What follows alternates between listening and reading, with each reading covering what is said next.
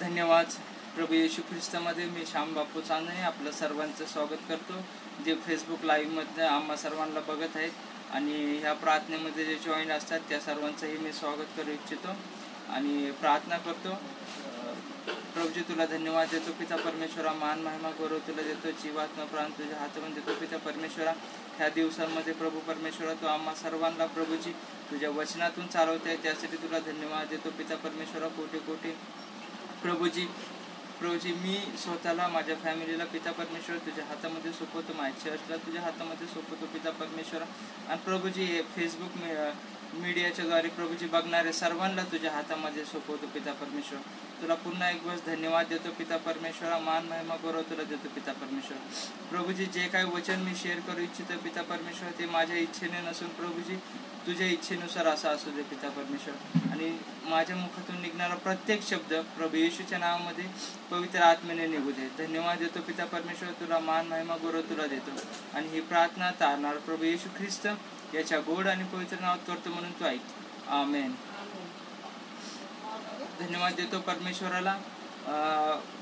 माग पाठ आपलं जे मूळ वचन होतं, जे जैतुनाचा डोंगर, त्याच्यावरती आपण त्या वचनावरती आपण डिस्कस करत होतो.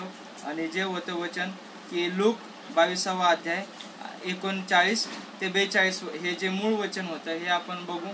आणि ह्या मूळ वचनापासून आपण पुन्हा एकदा सुरुवात करू की त्या गेतसेमाच्या बागेमध्ये काय झालं, ती परिस्थिती काय होती, प्रभू येशू ख्रिस्त त्या परिस्थितीमध्ये कसा होता किंवा त्या कंडिशनमध्ये त्याला काय वाटलं असेल हे आपण मागच्या पार्ट 1 मध्ये पाहिलेलं आहे. किंवा त्याच्या ज्या सवयी होत्या त्या सवयी कशा होत्या, त्या सवयी आपल्यामध्ये आहेत का ते आपण बघितलं. लूक त्याच्या अध्यायामध्ये येशू ख्रिस्ताच्या ह्या प्रार्थनेबद्दल काय म्हणत आहे हे आपण ते बघितलं.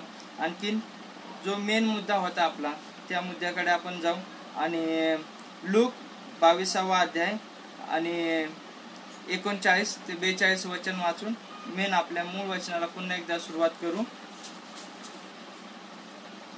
मग तो बाहेर येऊन आपल्या परिपाठाप्रमाणे जैतुनाच्या डोंगराकडे गेला व त्याचे शिष्यही त्याच्या मागोमाग गेले. पुढं त्या ठिकाणी आल्यावर त्याने त्यांना म्हटले, तुम्ही परीक्षेत पडू नये म्हणून प्रार्थना करा. 42 वचन. हे पित्या, तुझी इच्छा असली तर हा प्याला माझ्यापासून दूर कर, तरी माझ्या इच्छेप्रमाणे नको, तुझ्या इच्छेप्रमाणे होऊ दे. आमेन. हे मूळ वचन होतं आपलं की तो म्हणाला, हे बाप्पा, तुझी इच्छा असली तर हा प्याला माझपासून दूर कर, तरी माझी नाही, तरी माझी इच्छा नको, तर तुझी इच्छा पूर्ण हो. आमेन. Praise the Lord. आपण हे वचन घेतलं होतं आणि त्याच्यामध्ये आपण हे पाहिलं होतं की ह्या प्रार्थनेमध्ये 4 भाग होतात. पहिला भाग होता तो म्हणजे अट होती ती, त्याचं प्रार्थनेचे 4 भाग होतात. आणि पहिला भाग होता तो पत्ता म्हणजे त्याचा वडील होता. दुसरे होतं ते 8 आपण इच्छुक असल्यास परमेश्वर आपल्या जीवनामध्ये काय करतो, किंवा आपण इच्छुक असल्यास परमेश्वर आपल्या जीवनामध्ये कशा प्रकारे कार्य करतो, परमेश्वर आपल्या जीवनात कसा आपल्याला चालवतो, हे 2 भाग पाहिलेलेच आहे. आज आपण तिसरा भाग पाहू, तो म्हणजे याचिका. येशू ख्रिस्त म्हणतो की हा प्याला मजकडून घ्या, म्हणजे काय म्हणतो, कशा प्रकारे म्हणतो. आणि चौथा आहे सादर करणे, म्हणजे सबमिशन करणे. तर आपण तिसरा अध्याय बघू की हा प्याला मजकडून घ्या. येशू ख्रिस्त म्हणतो की ही आपण 4 पार्ट मध्ये भाग केला होता, ही आपण तिसरा पार्ट बघत आहोत, तो म्हणजे याचिका, हा प्याला मजकडून घ्या. तर ते बघू आपण की येशू ख्रिस्त जो होता तो का म्हणतो की हा प्याला मजकडून घ्या, किंवा का त्या प्याला येशू ख्रिस्त घाबरला, कारण हा प्याला काय होय हे आपण बघू. कशा प्रकारे हा प्याला कार्यरत करतो, काय दर्शवतो हा प्याला, हा प्याला कसा होता. एकतर येशू ख्रिस्ताला ज्यावेळेस तो प्रार्थना करत होतो त्यावेळेस ते दुःख किंवा त्या वेदना नक्कीच समजण्यासारख्या होत्या, पण तो देव असल्यामुळे येशू ख्रिस्ताला माहित होते की त्याच्याबरोबर जे काही घडणार आहे ते प्रत्येक गोष्टीचं येशू ख्रिस्ताला माहिती होते. योहान 18:4 मध्ये सांगतो की तो देव असल्यामुळे त्याला प्रत्येक गोष्टीची जाणीव होती. तर आता आपण हा बघू की हा प्याला कशा प्रकारे आहे आणि काय प्याला आहे. येशू आपल्या वडिलांना सांगतो की त्याच्याकडून हा प्याला काढून घेण्यास तो सांगतो, तो रिक्वेस्ट करत आहे की जर तुझी हा प्याला मजकडून काढून घ्यावा, ही येशू ख्रिस्ताची इच्छा होती. तरी पण तो म्हणतो की माझी नाही तर तुझी इच्छा पूर्ण हो. तर हे जे आहे ते ग्रीकमध्ये पॅराफेरा असं मूळ शब्द येतो त्याला, म्हणजे तो वाहून घेणे, म्हणजे तो स्वतःवरती घेऊन तो वाहून घेणे एक प्रकारे. आणि दुसरा आहे आणि याचा नवीन करारामधला अर्थ आहे की दूर घ्या. हा जो म्हणजे त्या वस्तूपासून स्वतःला दूर घ्या किंवा घेऊन जा किंवा काढून टाका, हा ग्रीक मधला मूळ अर्थ होतो. आणि कप साठी ग्रीक मध्ये शब्द पेटोरियन, कप पेटोरियन हा शब्द आहे. आणि कप मद्यपान असे किंवा तो जो कप आहे म्हणजे त्या कपाला पेटोरियन हा शब्द ग्रीक मध्ये यूज करण्यात आलेला आहे. आणि जुन्या करारामध्ये वापरले चांगले आणि वाईट ह्या दोन्ही अर्थाने हा शब्द बायबलमध्ये वापरण्यात आलेला आहे. आणि विशेषतः आपण हे बघू की येशू ख्रिस्त हा प्याल्याबद्दल काय सांगत आहे आणि हा प्याला का म्हणतो की तो प्याला मजपासून तो दूर घ्या. आणि हा प्याला कशाशी संबंधित आहे हे आपण बघू. तर त्यासाठी काढू आपण स्तोत्रसंहिता 75वा अध्याय आणि 8वं वचन.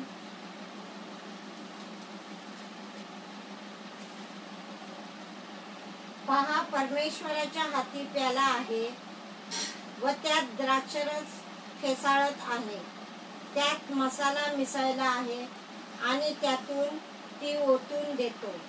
पृथ्वीवरील सर्व दुर्जनास तो खात्रीने गाळासकट प्यावा लागेल. आमेन. काय सांगितलंय की तो प्याला दुर्जनास खात्रीने प्यावा लागेल. येशू ख्रिस्त ज्यावेळेस तो हा जो प्याला होता किंवा हा जो कप होता हा देवाच्या क्रोधाला दाखवतो. हा जो प्याला आहे हा देवाच्या रागाला दाखवतो. त्यासाठी आणखीन दुसरे एक वचन बघू. यशाया 51वा अध्याय आणि 17वं वचन.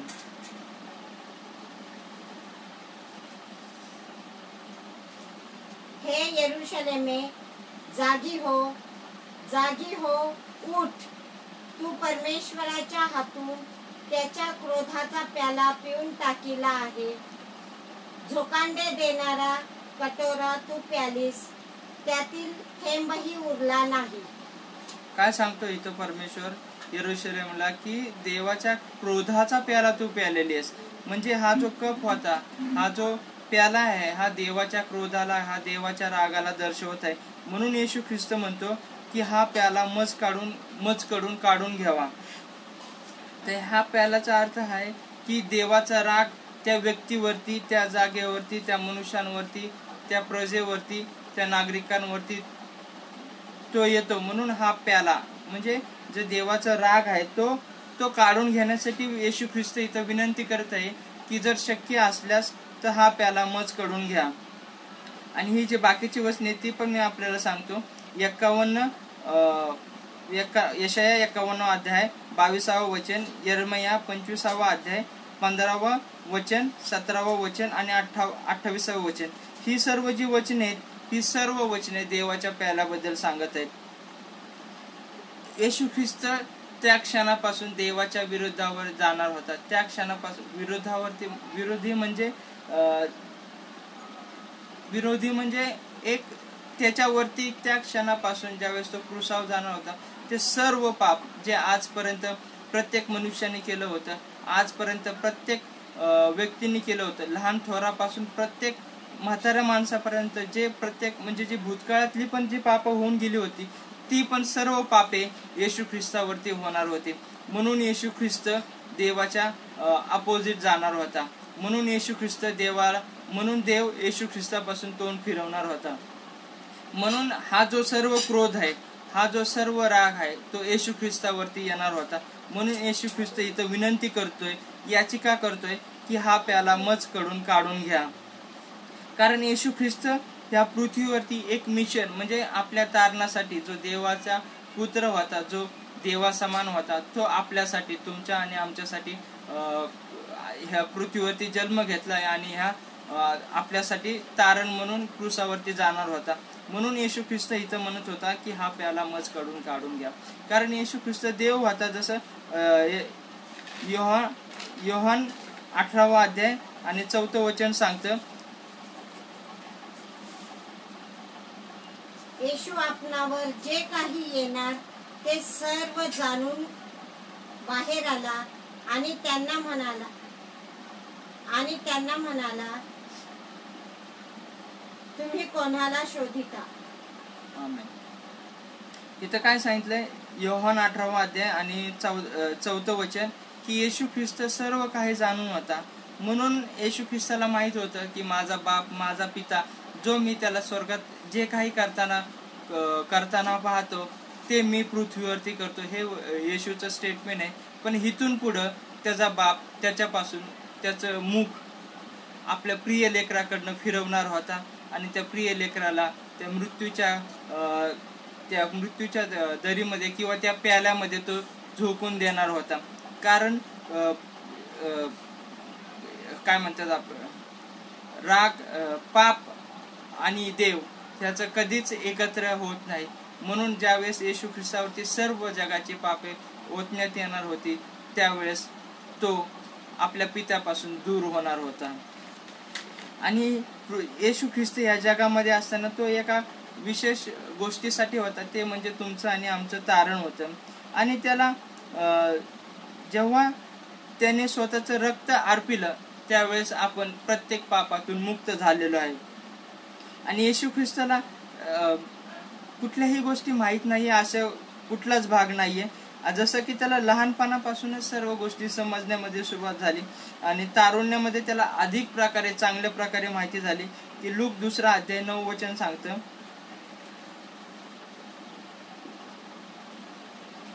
लूक 2रा अध्याय 2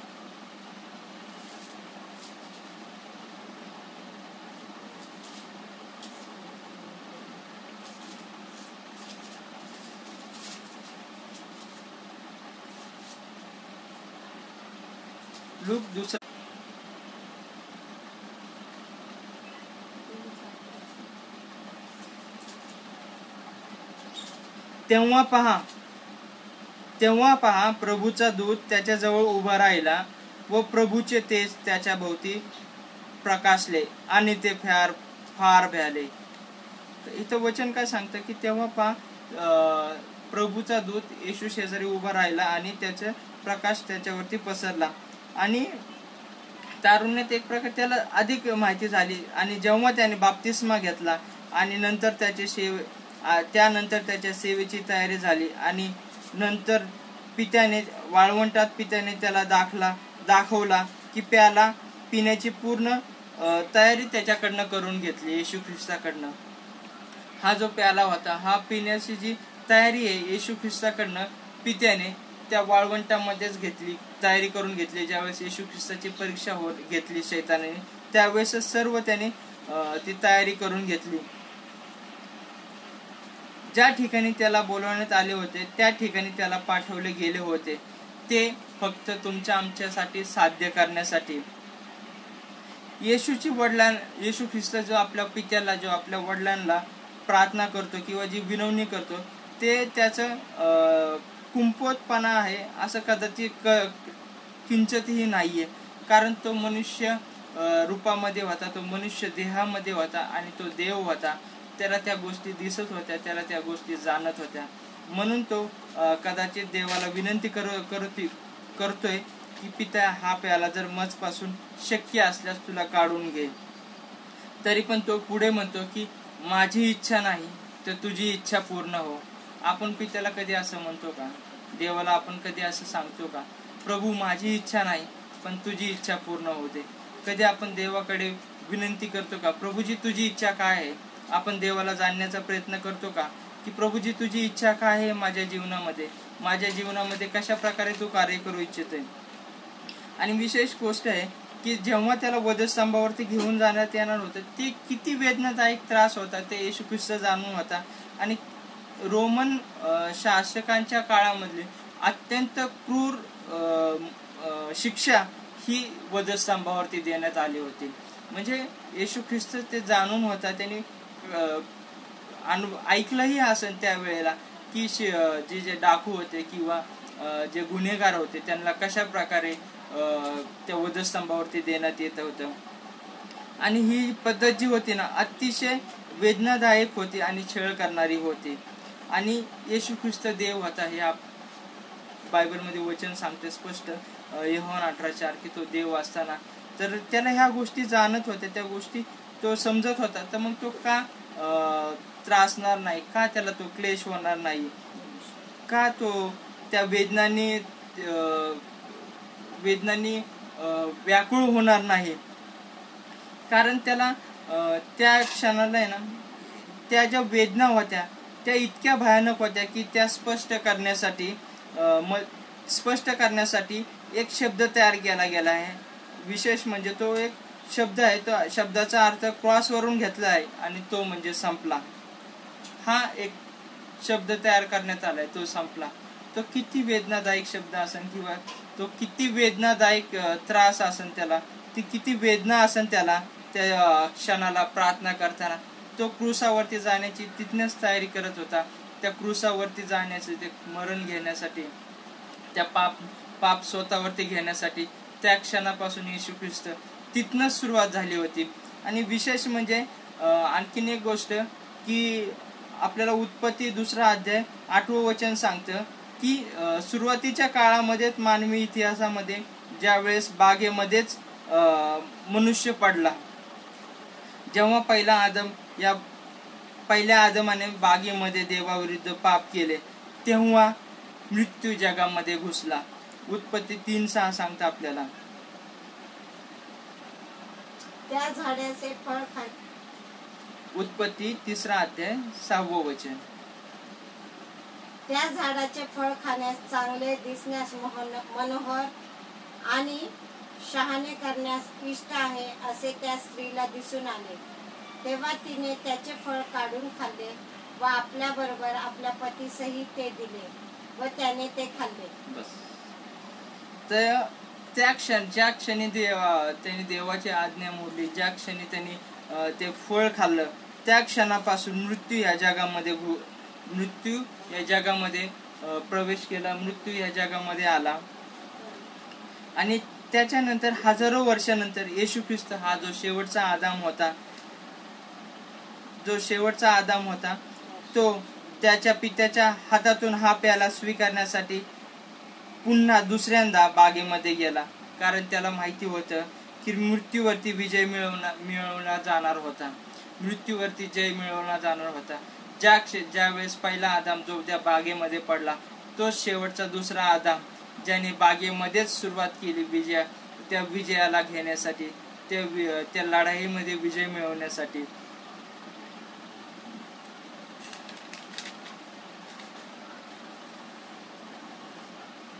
आम्ही त्याच्या पापासाठी पात्र आहोत. म्हणजे आपण आपल्या पापांसाठी पात्र आहोत, पण तो आपल्या पापांसाठी पात्र नव्हता. तरी पण त्यांनी ते आपले सर्व पाप त्यांनी त्या क्रूसावरती घेतले, ते स्वतःवरती घेतले. आणि तो प्याला, तो क्रोध त्याने स्वतःवरती घेतला, तो कप तो स्वतः पिला. आणि हा प्याला मजकडून घे अशी प्रार्थना करण्यासाठी त्याच्यावर दोष येऊ शकतो का? Praise the Lord. त्याने जो म्हटलं की प्रभू हा प्याला मजकडून घे, म्हणजे तो बोलू शकत होता का? किती आपल्याला लाजवणारी सारखी गोष्ट आहे की ज्या गोष्टीसाठी आपण लायक होतो ती गोष्ट त्याने आपल्यासाठी किंमत म्हणून मोजली. देवाने जगावरती एवढी प्रीती केली की त्याने एकुलता एक पुत्र आपल्यासाठी दिला.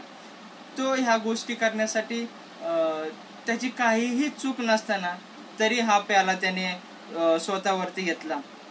आणि हा प्याला त्याने देवाचा जो क्रोध होता त्याने तो स्वतः स्वीकारला.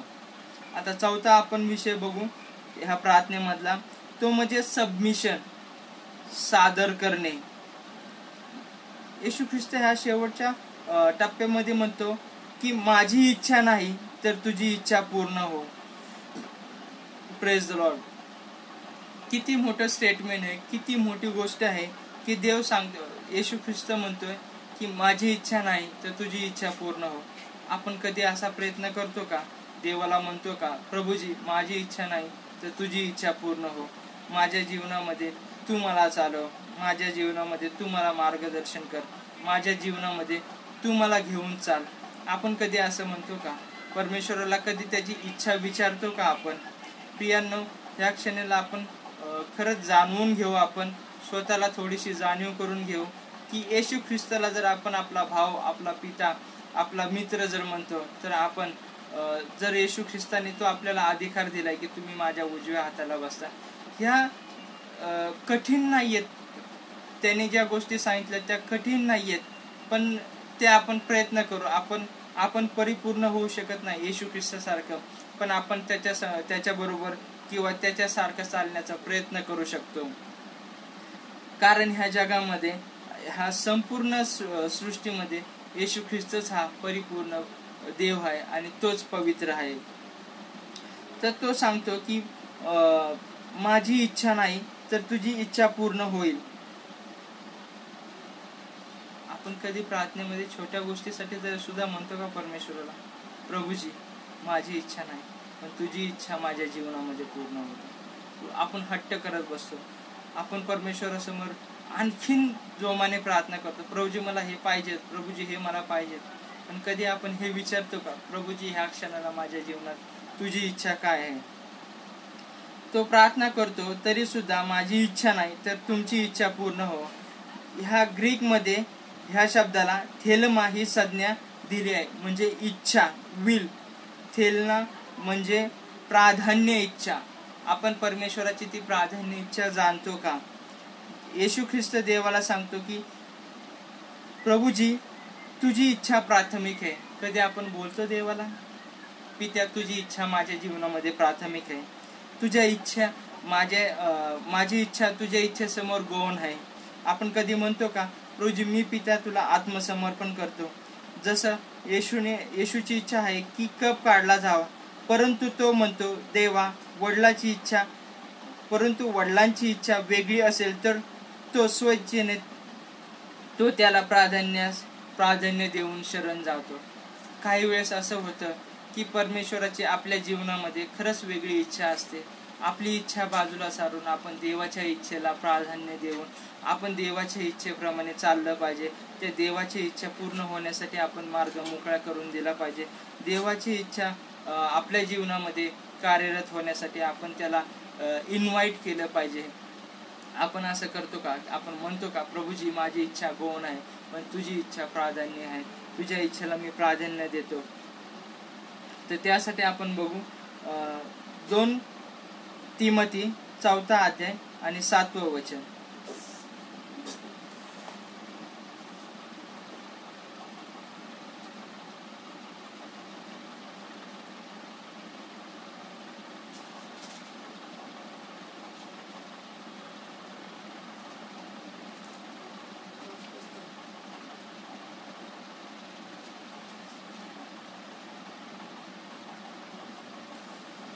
दोन तिमोथी 4 अध्याय आणि 7 वचन. मी चांगले युद्ध केले आहे, प्रेज द लॉर्ड. धाव संपली आहे, विश्वास राखला आहे. आमेन.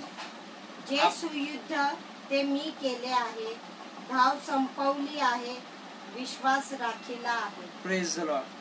आपण देवाच्या वचनावरती आपण विश्वास ठेवतो का? आपली धाव त्या प्रकारे आपण संपवतो का? आपण देवाच्या इच्छेला प्राधान्य देतो का? आपण देवाची इच्छा जाणून घेण्यासाठी आपण स्वतःची इच्छा देवाला प्रथम सांगणे गरजेचं आहे. म्हणजे देव त्याची इच्छा आपल्या जीवनामध्ये पूर्ण करेल. म्हणजे देव आपल्या जीवनामध्ये त्याची इच्छा व्यवस्थितरित्या पूर्ण करू शकेल. आणि शिवाय देवाने आमच्याशिवाय इतर काही निकालाची इच्छा जर केली असेल तर निकाल आपण त्या निकालासाठी तटस्थ राहिलं पाहिजे आणि खरे आत्मसमर्पण देवाला केलं पाहिजे. Praise the Lord. आपण देवाला आत्मसमर्पण केलं पाहिजे, म्हणजे त्याच्या इच्छा आपल्या जीवनामध्ये कार्य होतील, म्हणजे देव आपल्याला त्याच्या वचनावरती चालवण, म्हणजे देव आपल्या जीवनामध्ये तो कार्य करण आणि प्रत्येक गोष्टीला तो आपल्याला समजून घेईल. जेव्हा कधी हे होईल, जेव्हा आपण देवाच्या इच्छा आपण आपल्या जीवनामध्ये सर्वप्रथम त्या देवाच्या इच्छेला प्रथम स्थान देऊ. स्तोत्रसंहिता 40वा अध्याय 8वं वचन.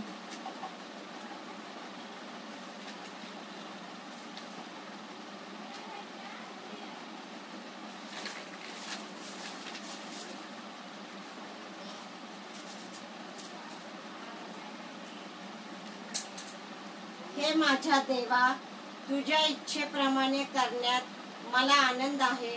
तुझे शास्त्र माझ्या अंतर्यामी आहे. आमेन.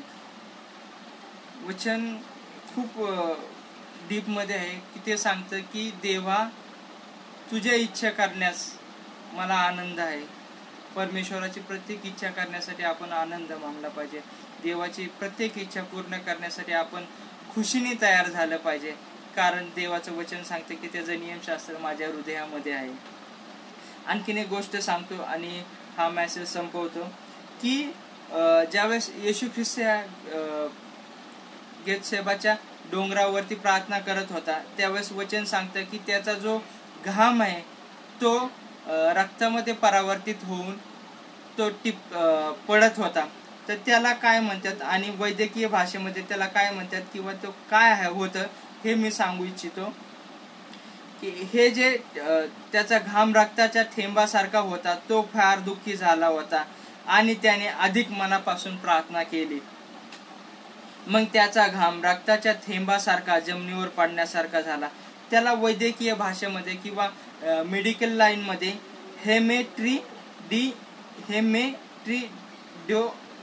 हेमेट्रिड्रोसिस ही एक अत्यंत दुर्मिळ परंतु अगदी वास्तविक वैद्यकीय मेडिकल लाईन मधली ही भाषा आहे.